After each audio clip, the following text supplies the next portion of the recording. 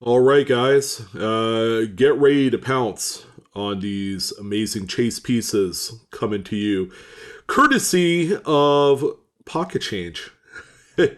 So today we're going to hone in and really deep dive some pretty big varieties that you can find in your change today. We're going to focus specifically on 1960s Lincoln cents. And the big reason why we're doubling down on this here today, we're in the middle of October, and the big reason is that right now, people are going out there to the banks, they're buying bankrolls, and people subsequently are wrapping up all their change, out of their piggy bank, stuff that they've saved all throughout the year, 2 years, 5 years.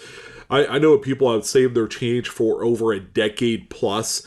And there are a fair amount of various varieties that we could find and locate out of these unseen caches. So that way you could cash in on some of these. It's guaranteed cash rewards, folks, on a lot of these coins. And whether you could sell them, for $5, $10, or $50 to $100, or $10,000, it doesn't matter. There's going to be a wide array of coins that you can look out for. Specifically, we're going to focus in on the biggest ones. They call them FS listed varieties. They're also in the Cherry Picker's Guide. FS is simply just shorthand for Favaz Stanton. All right, two of the more well-known attributors, which will continue to live on as long as the Cherry Picker's Guide is still going to be out there. Mr. Stanton had passed away a few years ago. Mr. Favaz not doing so well. I believe he is still in the hospital, and there are two lasting legacies in the variety fields. So we're going to take a look at the biggest ones for the 60s, and we'll might as well even throw in 1959 in there as well. So here is kind of like here's an example of a coin that you could find. This coin right here in raw condition, you can easily sell for about 15, $20.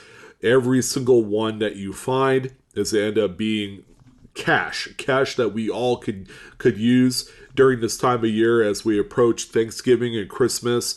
Everybody is all trying to scramble to do a second job or to do other things, so that way they could have money in preparation for the holidays. I get it. I'm in the same boat as well. So why not make it easy on yourself and go to the bank and just buy bankrolls, okay? You are going to be playing with house money. When you obtain those rolls of coins from the bank, okay, you just simply have to go through them. If you don't find anything, send them on back and then repeat. And then, you can find stuff like this. So this 1968D variety here is a repunched mid-mark. Okay, so prior to 1990, the U.S. Mint used to tap in the mid marks for each coin, save for Philadelphia minted pieces that have no mid mark, and that's the way it's supposed to be, except for 2017 when it comes to Lincoln cents. They actually added a P mid mark, but you're not going to find a repunch mid mark in 2017 dated coins. They stopped hand punching the actual letters for the mint marks after 1989. All right. So you can imagine, with a little bit of hand tools, they're punching in the letter.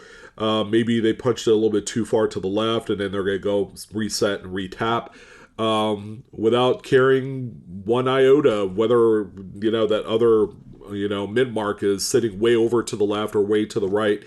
Like this one right here, you can see the secondary Denver mid mark is punched, and we use compass positions. It's punched west of the primary mid mark. So that's kind of how that works. So yeah, great example here in mid-state condition. These things can go as high as $50 to $100. I do not recommend, unless you really want to do it. I don't recommend on grading the coins. All right. It's a unneeded expense if you are going to do that. and sometimes it's just not equitable. At the end of the day, you're going to end up losing money or breaking even. But if you have like a really pristine full red example of any of these varieties, there are a few exceptions, which we'll talk about here shortly. Then I would certainly, consider grading as a secondary option, only if needed. All right. So that's a 68D. I believe that's the FS 501. All right. So you're going to hear me refer to the specific FS listed numbers for the coins, so that way you guys are aware, and that's generally how they're going to show up on auction listings. You could sell these on eBay; it's probably your best bet. But you could also try your hand at selling on. There's a few Facebook coin buy sell trade groups. It's another good idea. So there's a few avenues for you to move these. All right, so let's go ahead and take a look at one of the websites I personally like using. All right, it's PCGS.com. They are a grading website. Yes, I told you, don't grade these coins. There are certain circumstances where you would grade it. You know, if you feel like your coin is pristine and full red and problem free, and you think it's going to grade at a certain level, then you're going to be in good shape. Just go ahead and do it. You're going to end up paying a fee, whatever that fee is. If you're not a member, you're going to pay to become a member of PCGS. So, throw another C note out there for that. But only do it if and only if you're going to be grading frequently. Outside of that, I would probably enlist the help of a coin shop or someone online that has a PCGS account, and hopefully that they'll agree to send it for you. You just have to pay the fees when it comes back. All right, so we're going to dive in. We're actually under Lincoln Cents Modern, and it's the Memorial Reverse. So it breaks it down by type once you get onto the, and we use the price guide tab up top to get to where we're at here right now.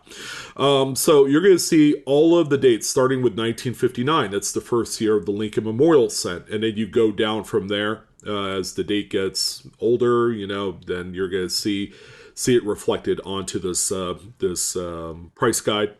So as I scroll down, you're going to see we have 60, 61, 63, 62, 64, going all the way down. And then we get down to a certain point, guys. There's a few pages because the Lincoln Cent Memorial Reverse design went all the way up to 2008. So you're going to have 3 pages worth to sort through. But as you can see, they already have varieties listed in here. All right, so there's not much more that you need to do, and that's all reflected in there. So keep that in mind. But when we're first starting out, we're going to go ahead and take a look at each date that has a plus symbol next to the PCGS number. All right, this 2854 is a classification number specifically for a 1959 P Lincoln Memorial Cent. All right, so I just want to let you guys know what that is. You see the pricing scaling all the way to the right there. This is for a regular coin that grades at a certain level. All right, these coins that are $8,000 to $10,000 at the very right hand column. Those are guidelines. They don't specifically sell for that kind of money on the secondary market. Like, let's say if you had a large date 1960 that grades 67 plus, will it sell for exactly $8,750? Probably not. But you'd best believe that that particular coin is going to be highly desired for the registry set crowd, that all they care about is the finest grade out of every coin that exists. So they're willing to throw oodles of money into those type of coins. But today, we're not focusing on high-end, just regular basic coins.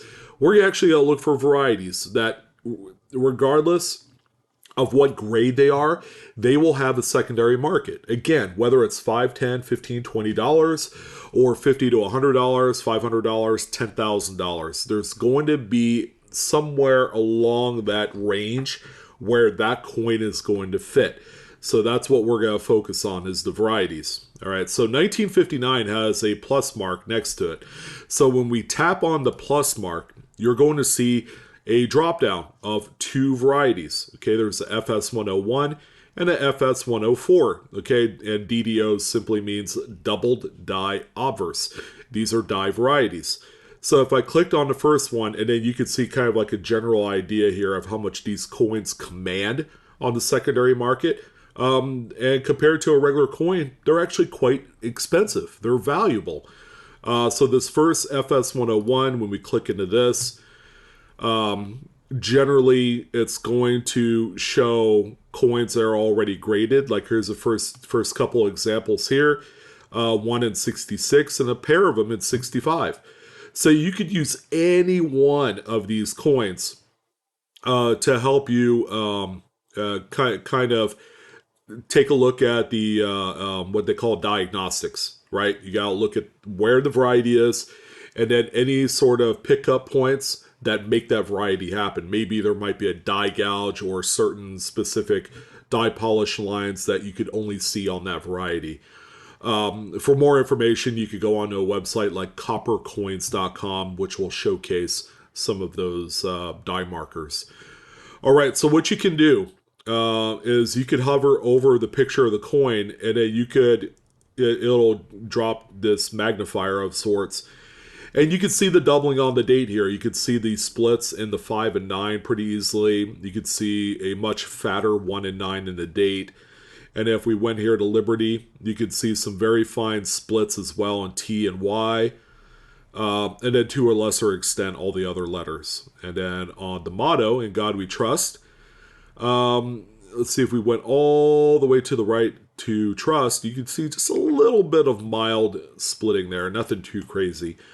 So this is the FS101. It's the doubling in the date, and then RTY in Liberty. That it's really strong on the date, especially that 9. You can see the multiple splits in that curve of the 9 right there. So what you can do, you could click into the photo, and then there's a download button on the top right part of the image. It's actually off my camera of my screencast view, so you're not going to see it right here, but I could download it, and it'll bring up a new tab with just the image, okay? And then your mouse cursor will turn into a magnifying glass. So you could click on the image to blow it up, and then you could, finally examine this variety, all right, and see if you have something like this. But look at all of the splits right here in this curve of the 9, and then also in the 5 as well.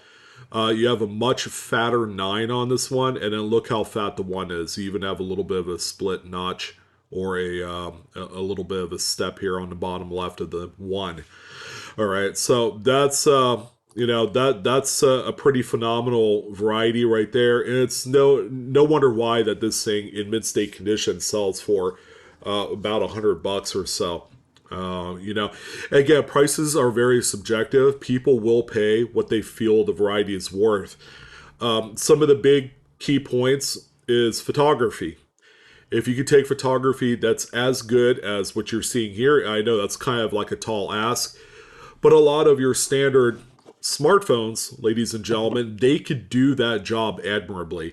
They even have magnifying apps that you could download that will be able to get in really close to those particular spots on the coin. All right. So there's that one there. Again, a very fine variety. There's also the FS104, which is not really that spectacular, but it is incredibly rare. All right. This one is actually very hard to find if you're trying to locate that one. Just consider that every single date has varieties. The ones that pop up here on GCGS's website are the Cherry Picker's Guide varieties. These are the major ones. There are a bunch of other much minor varieties. You'd have to go again to a website like coppercoins.com, doublethedie.com, Variety Vista, a few others. Lincoln Cent Resource is another great one for attributing varieties on any other date. 1959D. This is actually a pretty good date with lots of RPMs. This one is the FS 501. As you can see, when you look at the pricing on some of these coins, even in a low mid-state grade, they're worth $20. But I've successfully sold this coin in grades under mint state, like, some that are circulated but not too beat up, for about 10, 15 bucks. So they have a floor, all right? If you could recognize what that floor is for a problem-free specimen that had seen a little bit of circulation, then you're going to be able to consistently hit $10, $15 every time you list one of these. Plus, because it's a cherry picker's guide variety, there's going to be a buttload of interest on this coin for collectors of Lincoln cents, which is the biggest series that the U.S. coins, has to offer. So here's what this one looks like. Again, I'm going to click into the image and then download it into a completely separate standalone image with its own tab. And if we click in close, yeah, go ahead and check out the Denver mid-mark right there. This is a D over D over D, so there's three punches of the Denver mid-mark. One is to the west, one is southeast, and then you have the primary. All right, very strong mid-mark. This thing you can see from a mile away. There's even an FS 502 where it's a D over D over D over D, and then it looks like it's a smeared D. There's a bunch of Denver mid-mark punches south of the primary mid-mark, so that's another good one to put in there as well. So yeah, this is a huge one right here. I just recently sold one of these on my Whatnot stream, I think for like 40 bucks. In mid-state condition. It could have gone a whole lot higher because of its scarcity in mid-state condition. I own a few of these in lesser grades, and it's just easier to sell a mid-state graded copy of this coin. The ones that have circulation wear, I've successfully sold those for around 20 bucks a piece. Again, it's a very strong repunch mid-market. It's one of the greatest for the date and for the Memorial Series. All right, so that's 59D. So we'll go ahead and close that one. So we're going to continue on. And then when we get to the next coin with a plus mark, we're just going to go ahead and expand that out. And then we have a 1960 D over D. This is the large date.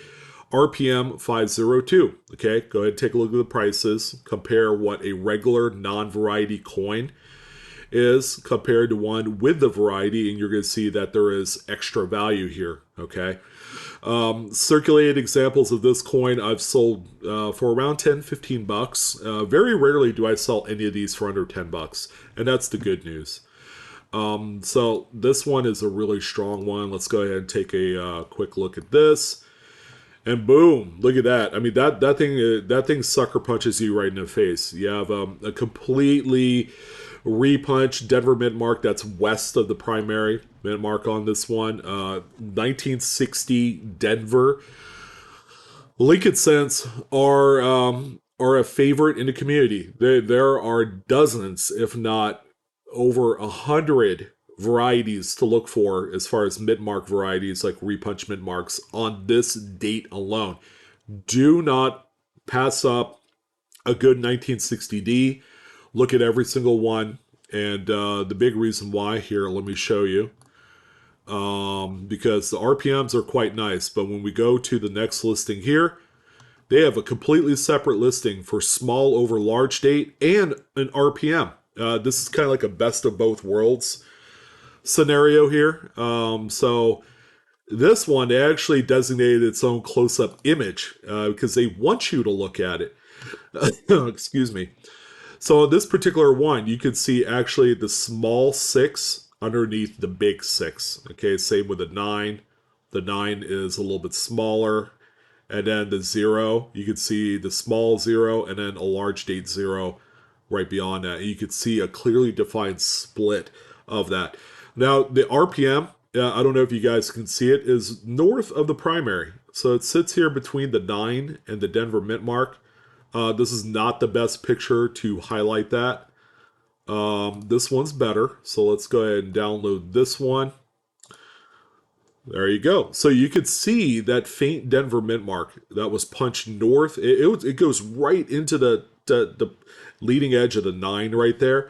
But this is such a great example of something that Mint, the mint is not immune to mistakes. All right, it's a people-driven kind of manufacturing. Okay, same with automobiles and all that. We have to take into consideration that people are still an integral part to the production of our money, whether that's coins or paper money. So there's bound to be some screw ups, right? We all get tired at the end of the day, logging off our shift at 4 o'clock in the afternoon on a Friday, and then it's like, man, I gotta get out of here, but I gotta crank out the last like 1,000 1960D Lincolns, and then this monstrosity ends up showing up and change. And there you go. The fascination and the fervor of finding such coins is exciting. And this one right here, there's not a one that I've sold for under $50. Out of the 2 dozen or so that I found of this coin in change, straight out of change, straight out of bankrolls, I have successfully sold for $50 at the floor. And that's for a well-loved, very circulated example. All right, so keep that one on the top of your mind right there. It's a smooth coin to find. 1961D, now that we understand how everything works, we're just going to kind of breeze through things here a little bit. This is the FS 501 D over horizontal D. I love this variety. I sell quite a few of these on my Whatnot streams. And real simple. I mean, this one has the secondary Denver mid mark is punched 90% rotated, so that way it's horizontal. It looks like a boat, with a bar on the top of it. But you can see that right there on the left side of the Denver mid mark. This is a phenomenal date and variety. These things, I sell a grip of these, and I always sell them for between $40 and $60. Well loved circulated examples, $20 bill all day long. And I just found one of these the other day, going through some change that my wife gave me. So that was exciting. And I'm about ready to list it on eBay here in the coming weeks. I might just sell it on Whatnot. I don't know. It's in pretty decent shape. It's a nice kind of like XF condition brown. And I'm sure I'll get 20, $25 out of it. Yeah, it's just a popular variety. So that's 61D. Let's go ahead and move on. Next big one is the 63D. All right, this is a pretty good sized double to die FS 101. It's got some value. Again, it doesn't matter what grade. You're gonna have a coin that that will sell itself. All right, and that's kind of the point here. So on this one, you can see the doubled inside 3 right here. So this inner kind of like point to the 3 is doubled. On the earlier die states, you can actually see the bottom curl of the 3 coming out here. Again, another good one. I found a multitude of these going through change. I live here on the West Coast, so I have an easy time of finding stuff like this. And the previous coin, the 61D over horizontal D. These right here I sell for around $10-15 a piece, unless it's mid-state red. Those I generally sell for about $50 to $100. I think the last one I ended up selling for around $80 because it was such a nice, pristine example. Full red, and it's gorgeous. But these are the type of coins, folks, that I make this completely separate kind of side gig income. All right, and I've been doing this for about the better part of the last decade plus, since about 2000, 2012, somewhere around there. I was making an extra 500 to $1,000 a month, and sometimes you just need it, and it ends up working out. So, again, that's why we're talking about this here today. 1964. Oh my goodness. There's a couple big ones in here. My favorite is the FS 801 doubled die reverse, and of course there's the 802. All right, so the 802 is considerably more scarce, and that's why it has a much higher price tag on them across all grades. But let's go ahead and look at the 801. This one sticks out like a sore thumb. There's really no other way to describe this coin other than it will knock your socks off. So check out the doubling on not only E pluribus unum, right? Because it's obvious, it's freaking obvious, and this is one that even though it's circulated, you could still see that really good. Now, make sure you guys have a pretty good magnifier. All right, they're going to be about $10 for an 8 to 10x magnifier. It's a necessity. You can't see this with the naked eye. All right, don't be joking with yourself if you think you can see stuff like this. But not only that, look at the split serifs, guys, on every single one of the letters in states, in of, in America. You can see all the notching all over the place. This thing is all knotted up with goodness. My goodness, what a great coin! And this one, I don't sell these for under $50. Even raw circulated brown ones and XF, I always sell them for about 50, $60. They're just a really easy sell right now in today's market, and people love them. FS 802 is one I've never found this. This one is quite tough. So on this particular example, I believe when we look at the bottom, yeah, see the bottoms of all the letters. This is the type of doubling where the doubling goes out toward the edge of the rim. So you're going to see the doubling on all of the bottoms of the devices. When we look at the top here, you're going to see them at the top of the letters all the way across. And that's that one. Yeah, it's not as spectacular as the FS 801, but I would not throw this one back because it's very, very expensive. Okay, talk about expensive. This is one right here that I'm not going to write this one off ever because I'm hopeful that one day I could find a 1966 DDO, double die obverse, that means front of the coin, FS 101. Look how expensive this coin is. Hundreds of dollars. All right. For a date where they only made Philadelphia's, they didn't make Denver's or San Francisco 66's. All right. So check out the plate coin here. Look how spotty it is. This thing is not very attractive. But what is attractive is going to be the doubling on the front of the coin. See all of the numbers in the date, how everything's all kind of like stretched out and fatter. I mean, look at the one. The one looks like a fountain tip nib, the end of a fountain pen. I mean, this thing is crazy looking. And then you have some stretching all over Liberty. And then there is In God We Trust. Look at the E right there in We. That thing is all stretched out. And then you're going to have a lot of doubling on the word trust. But when you go back to In God, it's not as spectacular. It's not as impressive. But once you hit We and then to the right of the coin to trust, I'm touching my screen so that way I can move the image along there. But yeah, this thing's wild. That date right there. Just everything just kind of like all stretched out, such a rarity.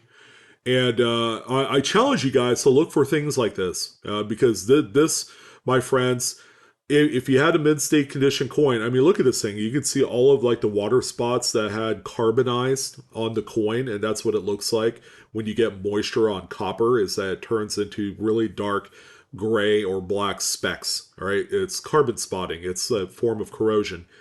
But you can see that this person elected to grade this coin. And it came back as 65 red. All right, but I guarantee you this coin will be about $1,000 plus on the secondary market, whether that's through great collections or heritage auctions, because of the rarity. All right, so keep that in mind when you're searching through these. Again, very tough date. So that's 66. Here's the 68D. This is the RPM that we just looked at. You can see it's got a nice fair value on them. I found a few of those. They're a little bit scarce. But the one to look out for is this doubled die reverse. FS801 is the attribution number. And I have never found this one. This one has eluded me as well. And is for as many Lincoln cents as I sort through, that says something. All right, so look at the doubling on E pluribus unum. This one is very similar to the 1964. I think the class of doubling is a little bit different because it's clockwise and not counterclockwise. But you can see the notching and then the splits here in the bottom of the S on that serif, the bottom left of the E, and then all E pluribus unum. I mean, this is a very, very powerhouse heavy kind of variety. America is your strongest doubling here. You can see the top right of the C there with that notching. And then to an extent, you can see it also on 1 cent, bottom right of the E there. Um, and yeah, not as spectacular on the word one. I kind of figured that's where the clockwise rotation is, right over the word one, right there. All right. So yeah, very tough one here. This is kind of like on that similar trajectory as the 66 FS 101 in terms of value. All right. This one here, Mid State Red, probably $400 to $500, and probably higher if you end up with an example that truly knocks your socks off and the collector base. So yeah, want to look out for there. 69D, what they have here is the floating roof and a no FG reverse. In Mid-State Red, surprisingly, this coin has a lot of value, and this is one that has a lot of secondary market love. People have a love affair over this coin because of the dye abrasion that occurs on the reverse. That's an over polishing. And that's why we're able to have things like the floating roof that you see right there. So those two little lines that hold the top fin roof to the actual body of the Lincoln Memorial is completely polished off. But most importantly, there you go. No Frank Gasparo initials right there on the bottom right corner of the memorial. Full red example. I've seen these crazy things sell for almost $1,000 at one point in this condition. And again, it's like the In God We Rust quarter, the Kansas quarter, right? And it's like, why do people pay $20 for those? Because it has kind of like this cult following. There are certain people that collect that coin, and they're just maniacal about it. And they pay the money for it. That's this coin. Any floating roof. Wow. Yeah. They sell for more money than they deserve. Let's put it that way. And then the 800,000-pound white and pink elephant in the room, the 69S double die obverse Lincoln. This is the one that dreams are made of. It's not going to crush any dreams. If you don't find it, it's not going to crush it. But when you do find it, it's a life changer for sure. So there is a close up that they added because it's that significant of a coin. I mean, it's easy to see why this one is high atop the list of a lot of roll hunters out there. This is the one that people want. If you look at the motto, liberty, and date, I mean, this is the craziest Class 1 doubling that you will ever come across, short of the 55 Lincoln. And people do find these. We've had a few people on our live coin Q&A panel that have talked to people that have actually found this coin. All right, and we've helped them grade it. We've helped them find an auction outlet to sell it. And they always go for a boatload of money. And if you're in deep financial hardship right now, this coin will, for the most part, pull your fanny out of the fire because it's that ridiculous and it's that coveted to a lot of collector bases out there. So that's the FS 101 69S doubled die offers. All right, so those are the most significant varieties of 1959 and the 1960s Lincolns. Okay, again, there's plenty more. Go ahead and check out some of those websites I specified earlier. Coppercoins.com, VarietyVista.com, DoubledDie.com, and Lincoln Set Resource are four of the main ones.